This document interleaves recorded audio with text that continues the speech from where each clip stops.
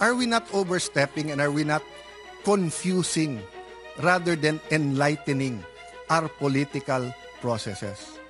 Yes, you might think this is a different Alan Cayetano from the impeachment of President Estrada, impeachment of President Arroyo, impeachment of yung hindi natuloy na impeachment kay CJ Davide, sa impeachment ni CJ Corona. But aren't we supposed to be wiser?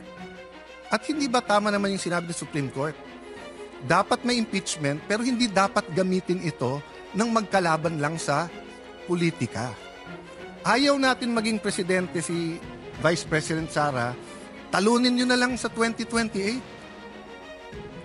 Ngayon, kung talagang may ginawa siyang masama, edi impeach pero sa tamang paraan.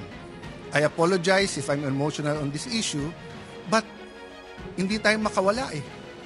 Ang daming mas importanteng issue, pero nakapako tayo sa issue na to.